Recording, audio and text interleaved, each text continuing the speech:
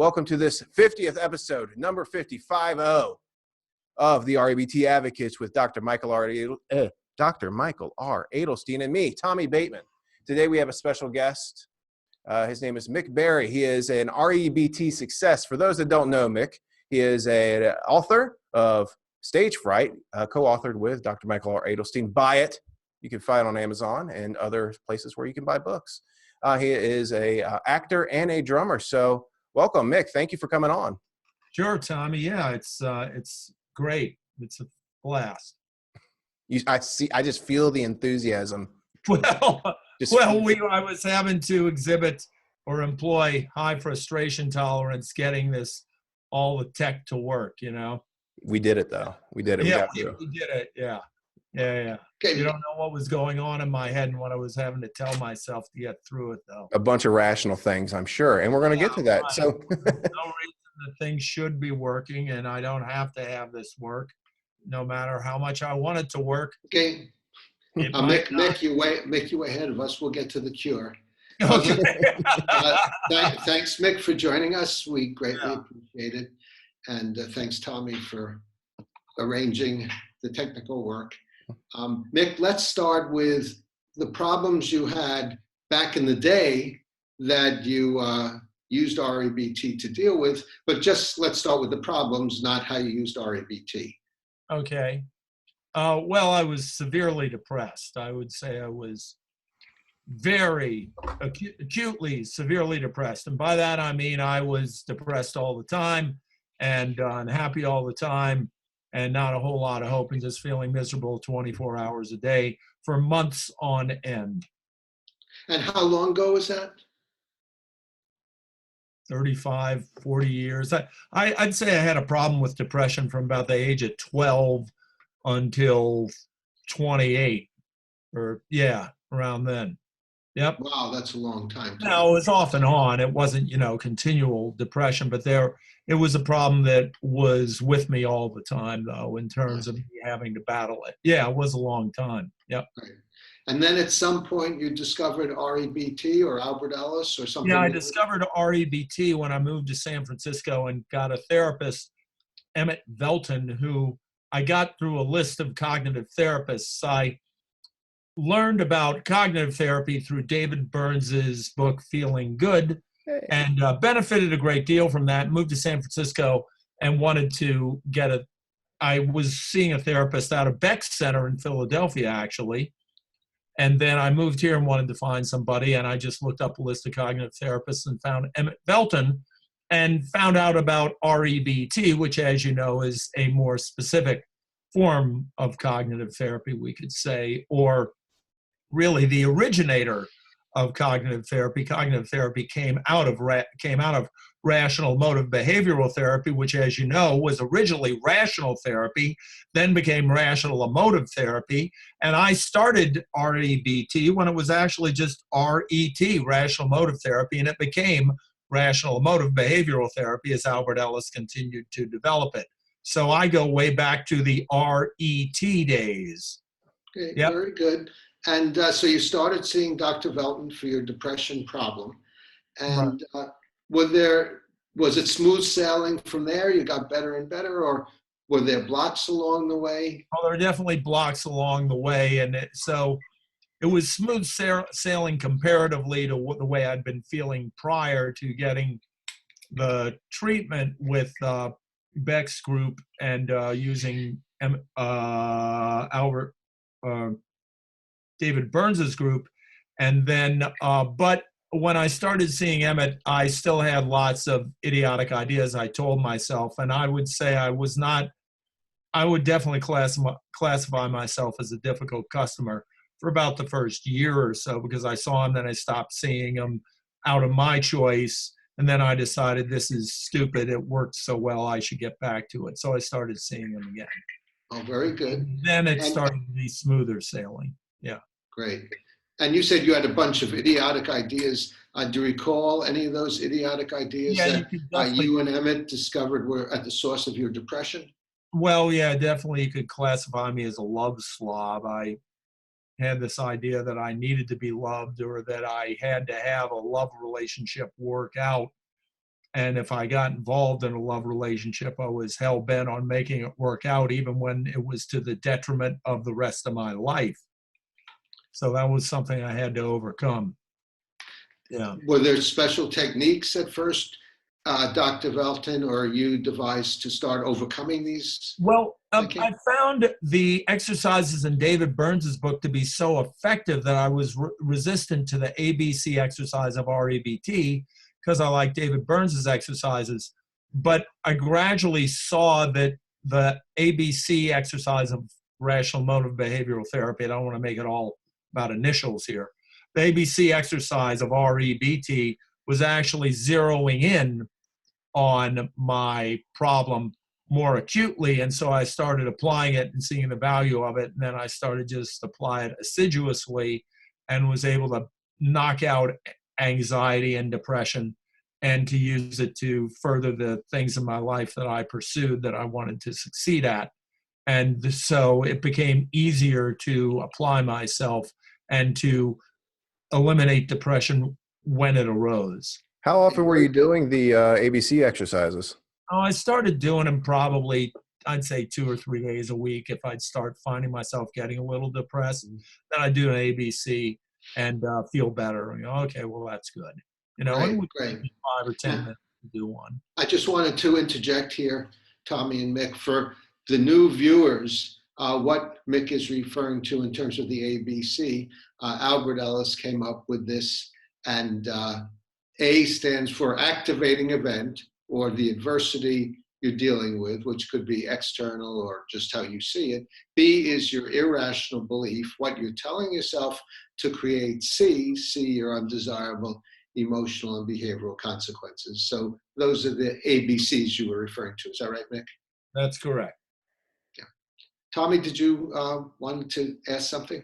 Well, as you worked on the depression, which was focused around love and being loved and all that, as you worked on that and you solved that major must number 1, which is I must be loved and do well or else I'm no good. I'm a schlub, essentially. As you worked on that and defeated that irrational thinking, what was the other effects besides getting over the depression? Was there a benefit to your romantic or love or feeling loved life? Yeah, definitely not mixing myself up with women that weren't any good for me. I was able to more easily send them their walking papers. And I think also to just be more considerate as I was dating women, to probably treat them better because I was no longer feeling so needy towards thinking they had to be in my life. So consequently, I could just give them a lot more respect, I think. And really not think about myself so much, but think about them, because I wasn't that concerned about myself. I knew I was going to be taken care of. Very good. Was this, so was the problem mainly centered on your relationship with women, dating and love relationships, or did you notice your depression was related to other kinds of situations, other people, other events, things like that? Definitely related to other situations also. So that was only, you know, that I mentioned that because you said, was there any one, I think you said, was there any one particular problem? That was a big problem. But then there was also a big problem in my career, what I was pursuing. If I wasn't succeeding as much as I wanted to, then I had to use the ABC exercise to get after that, because it was very easy for me to fall into the idea of I must succeed at my career or I am no good. And so I had to battle that to eliminate depression, reduce depression in that regard. I have a specific question about that. Now, I've been on stage before, and you know, I'm an actor, and one of the things that always happens to people that are on stage on a regular basis is you're gonna bomb. Right. Yeah. And how does REBT help you when you bomb? Because you're gonna, right? Yeah, right. Especially I've done a lot of stand-up comedy, and the audience, not only do you bomb, but the audience knows you're bombing, and they can even, I don't know if I've ever had anything thrown at me, but I've definitely had people boo. Yeah, so REBT addresses that by unconditional self-acceptance. That and this is not easy. I saw Albert Ellis talk several times, and sometimes people would say to him when he would offer the solution, it's that simple, and say, yes, it's that simple, but it's not that easy. And a lot of people think REBT can be trite because of the simple ideas, but it isn't. It's quite profound, but you have to apply it and you have to work at it. And so I would learn to accept myself regardless of the outcome of my performance. Unconditional acceptance is about accepting ourselves by just knowing that I can continue to live. I don't need to hate myself. I am an acceptable person regardless of what I do. I want to do well, but if I don't, which I inevitably will not, because we are fallible human beings and there are variables that are outside of my control, and sometimes things don't go as well as I want them to go. But I can always accept myself and say I am capable of having an enjoyable life regardless of how much I succeed or fail at whatever I undertake. Did that still help you, like in the moment, someone's booing you and you're on stage holding the mic, you know this is bombing. How did you feel? Maybe did you get like the feeling in the gut, like, oh crap, oh crap, oh crap, or were you like, hey, it's all good? Times where right on the stage, I would tell myself, I am acceptable, even if the audience hates me. Because the truth is, I'm always acceptable, but I'm not always going to be accepted by other people. Yeah. Sometimes, and in life, sometimes other people reject us. They, especially as performers, I guarantee you that I've been on stage where I am just about certain the audience thought I was crazy and a fool and an idiot for being on stage. Mm-hmm. I can't read their mind, but when they're booing you and telling you to get off stage, you know they don't like you, and it's not too much of a stretch to say, they're thinking I'm crazy for endeavoring to do this and spending my life at this activity, Yeah, so you can accept yourself as long as they're not physically harming me, and as long as it's even easier if you're an inconsequential performance at some bar in Utah where you're never going to go back to anyway. Well, they can hate me here. It's not going to hurt me. Now, there is a situation, what do you do if you're going on a national television program? Okay, how do you accept yourself under those circumstances? And the truth is, you can accept yourself even under those circumstances. Last night, I watched a football game. I'm a big New Orleans Saints fan. I was watching the game with several people, and it was the guy who fumbled the ball. And I was thinking, and he sat on the bench, and he was kind of pounding his fist against the bench. But I thought to myself, this is a perfect example of unconditional self-acceptance being the solution. I don't know the way this man's mind works. I don't know what he was telling himself. I know that REBT is simple and easy to understand, and many people have used REBT ideas with no REBT training, and I'm certain that somebody pulled them aside. I've seen professional athletes tell other athletes this to buck them up. Somebody probably pulled them aside and said, we all make mistakes. You've still got as much capability as a football player as you used to, even though the national television audience saw you on a Monday night game make this mistake. You have the capability of doing better in the future, and you can accept yourself as somebody who tries to do well. So even if it's on the biggest stage possible, I think those guys at that level have got to learn to accept themselves under difficult circumstances. So it doesn't matter the stage. You could be a salesman, a football player, an actor, a drummer, a musician, a counselor. That's your stage with your one person or doing group counseling. REBT principles help in performance as well. Excellent. You could be a checker in a grocery store. That's right. That's right. Awesome. Michael? Mick, along the way of doing REBT with yourself and with your therapist, were there times when you felt discouraged or you thought you weren't getting anywhere, or was it sort of continual improvement? Yeah, very, very good question. Yeah, there have been times where I thought, well, I've been doing so well. I haven't been depressed for 3 or 4 months. How can I get depressed for a couple of hours or maybe a day, though it hardly ever lasts that long? And there's something called secondary disturbance where you can start putting yourself down for putting yourself down. You get depressed and then get depressed over being depressed.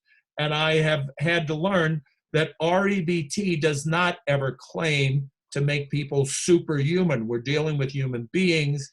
And what we learn is to accept ourselves as imperfect human beings. And sometimes I can still make myself depressed. It doesn't mean REBT doesn't work. It just means that I have not applied it as completely as I can.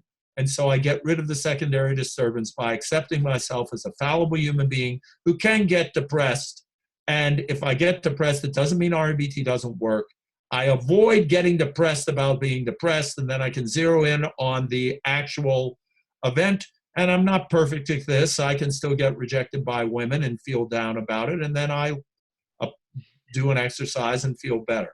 Very, very good. Now, in addition to feeling depressed, undepressed rather, most of the time, are there things you're doing or you started doing after a course of REBT that significantly helped in terms of behaviors that you wouldn't have been doing previous to REBT? Well, I put myself on the line a lot, knowing that it's possible for me to risk other people having bad opinions about me. And as long as putting myself on the line can benefit me in the long run, as long as there's a benefit that could come out of it, I put myself on the line a lot. And granted, I want other people, when you're performing, you want other people to love you and think you're the greatest thing going, or even just give them a really terrific performance in which they feel that, boy, that was more than worth the ticket I paid for. But there's never a guarantee that it's going to work out. What's a specific example of how you've put yourself on the line? Well, recently I have my students, I have a lot of private drum students, and I gave a recital recently, and all of these kids are going up on stage, and the parents are watching the kids perform, and it's not all within my control, especially because the kids are performing. But I am having the parents observe the work I do, and they pay me, and I benefit from these parents loving the work I do, but there's no guarantee that the kids are going to play well and that the parents are going to like me.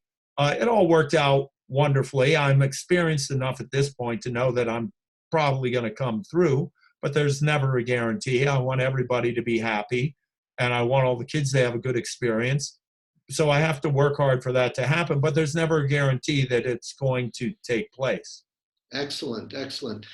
We just have a few more minutes. I had one last question. Tommy, is there anything else you wanted to ask about or mention? I have a comment. Well, yeah, I have a question. Mick, have you ever been formally trained in academia on how to do psychology or counseling? No, never, not by academia. Exactly. But I could say you're highly qualified to teach REBT and provide those ideas to other people. I mean, you know it. So what I love, and that's what I want my viewers to understand, our viewers to understand, that this thing is translatable. You don't have to have the education Michael and I have to do this for yourselves. No, not in the least bit. In fact, I think Michael would probably tell you, I probably know this better than most graduate students in psychology, at least when they're entering the program. Yeah. And I've even seen some psychologists that practice REBT where I catch mistakes that they make. Yeah. You know, I see, oh, wait a minute. Now, not that I can't make mistakes too, but it's not hard to thoroughly understand. And once you start applying it, you can be going at it within a week or two. You can be really starting to thrive on it. You'll probably feel better. This is one of the reasons I became so interested in cognitive therapy and then more in rational emotive behavioral therapy. It doesn't take that long. I once saw Albert Ellis. Somebody asked Albert Ellis, Michael's got a book, 3-Minute Therapy. Isn't that unrealistic that you could feel better in 3 minutes? And Albert Ellis said, well, it doesn't even have to take that long. Mm-hmm. Right. Yeah. Right. That's right. Sometimes 3 seconds just to change an idea around. However, often that involves a lot of practice and understanding the concepts in a thorough way, the way, Mick, you illustrate you do. Let me interrupt and just say, and a continual reapplication of the self-helping thoughts rather than the self-defeating thoughts.